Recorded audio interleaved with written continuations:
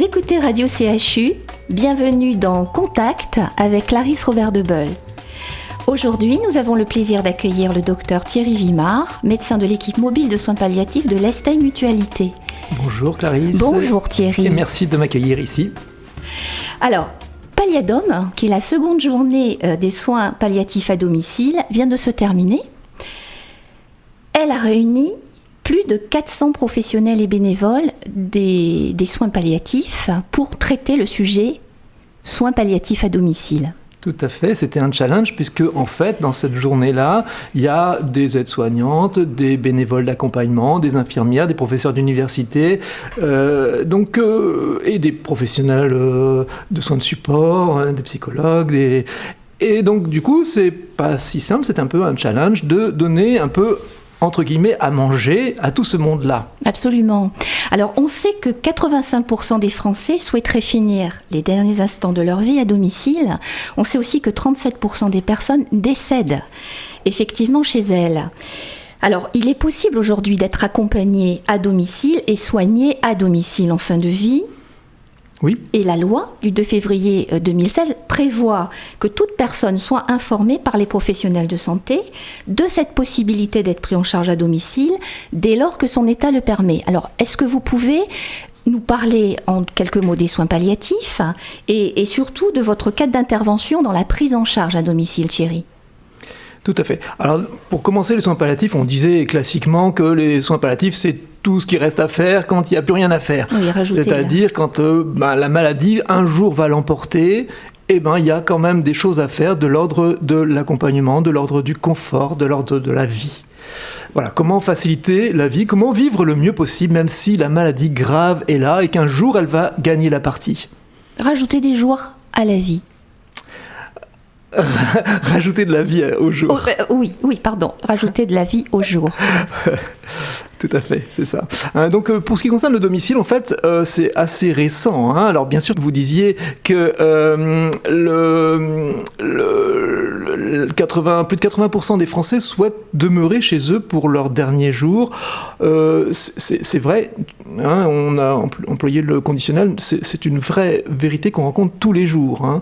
Les gens qu'on rencontre souhaitent demeurer chez eux.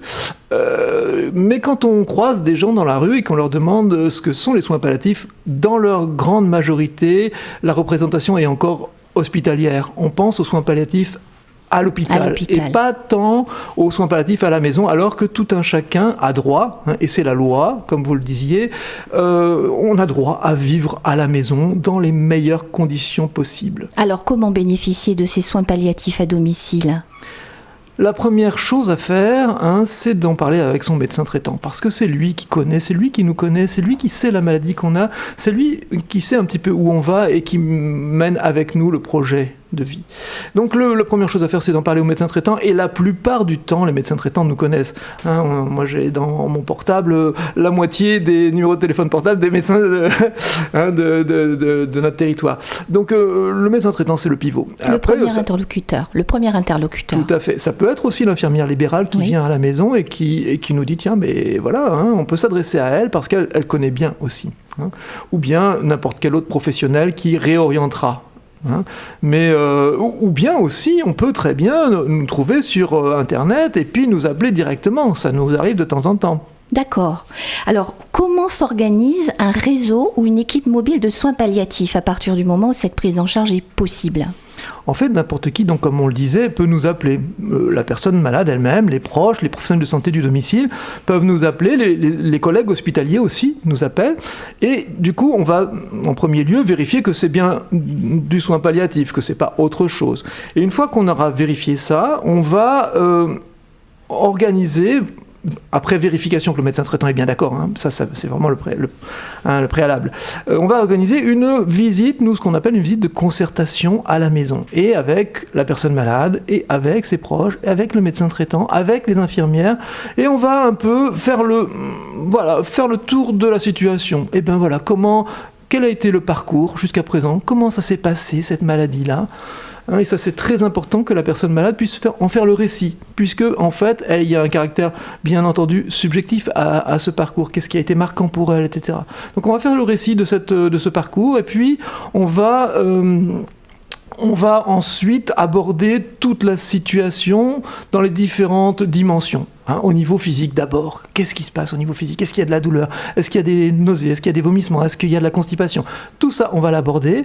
Et puis aussi, bien sûr, les autres dimensions, c'est la dimension psychologique qui est évidente, même s'il n'est pas facile d'en parler comme ça. La dimension sociale, environnementale, qu'est-ce qui se passe dans une maison quand il y a quelqu'un qui est vraiment malade, qui est très malade, comment on se débrouille pour assurer la vie quotidienne, comment on se débrouille pour financer un peu, payer le loyer quand on bosse plus, par exemple. Une évaluation, une complémentarité. De la musique, des histoires, une présence à vos côtés, Radio CHU.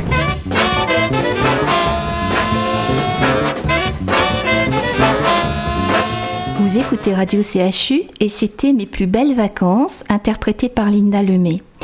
Le docteur Thierry Vimard est l'invité de Contact et nous échangeons sur la question des soins palliatifs à domicile.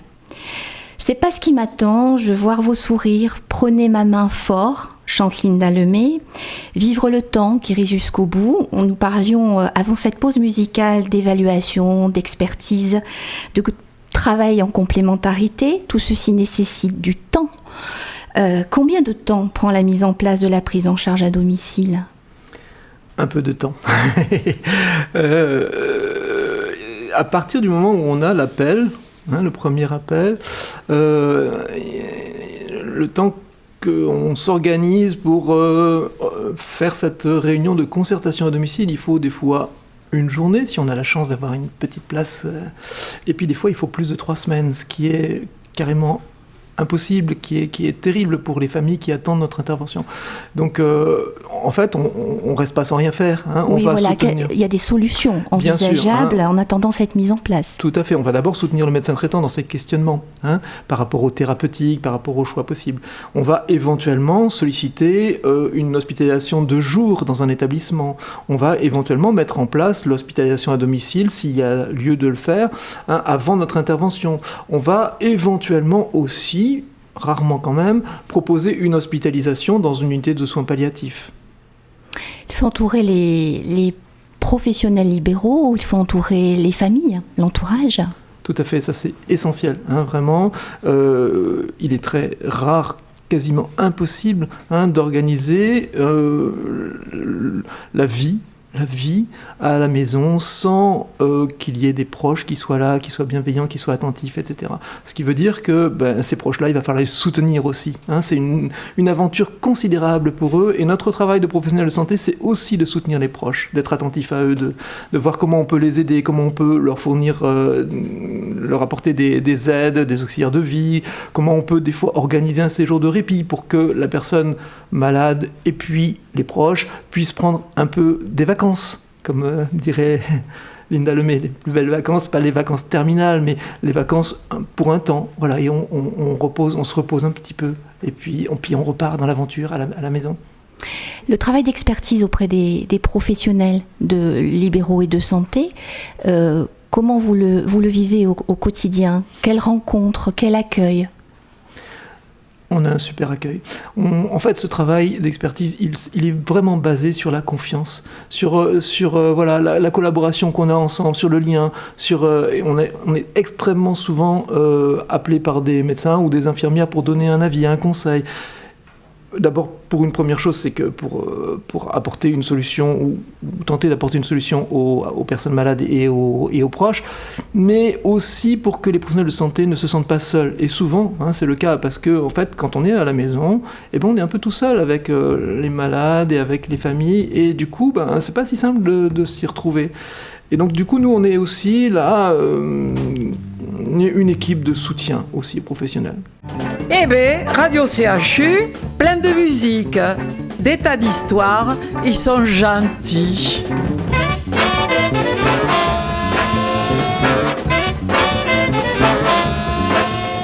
C'était Manon Solo, je suis venue vous voir. Derniers échanges sur Radio CHU avec le docteur Thierry Vimard sur les soins palliatifs à domicile. Un mot sur ce choix de chanson, Thierry ? C'est une chanson que j'aime énormément. Mano Solo, c'est un peu le chanteur de la mort, comme peut l'être Brel ou Barbara.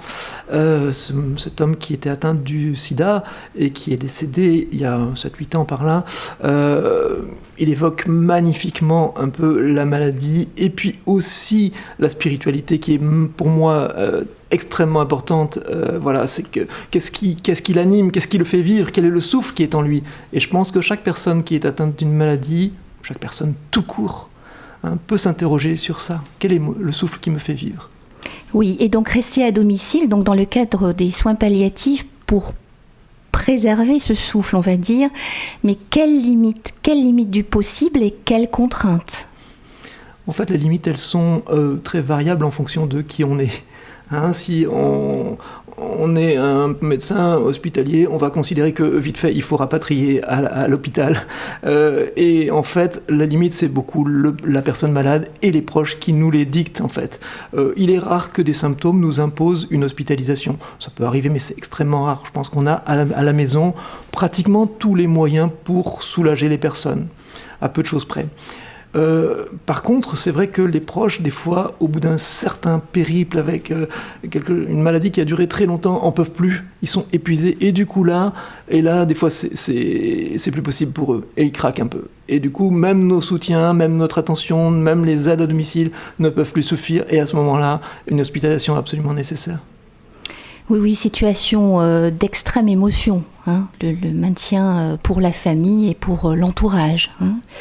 Alors aujourd'hui, pour vous Thierry, quelles améliorations, quelle évolution, quelles perspectives sont à envisager ? C'est vrai qu'il faut qu'on fasse avec le vieillissement de la population. De plus en plus de personnes vont mourir et de plus en plus de personnes souhaitent demeurer chez eux pour leurs derniers jours. Donc il faut un peu réorienter un petit peu les moyens. C'est vrai que s'il y a des besoins dans le cadre hospitalier, il y en a de plus en plus dans le cadre du domicile. Et peut-être que les moyens qui ne sont pas élastiques sont peut-être à réorienter. Je pense que c'est ce que me proposent les pouvoirs publics et l'Agence régionale de santé. C'est que ces moyens qui étaient beaucoup hospitaliers, ils se tournent un petit peu vers le domicile, même si bien sûr on est toujours en lien, on a toujours besoin de nos collègues hospitaliers.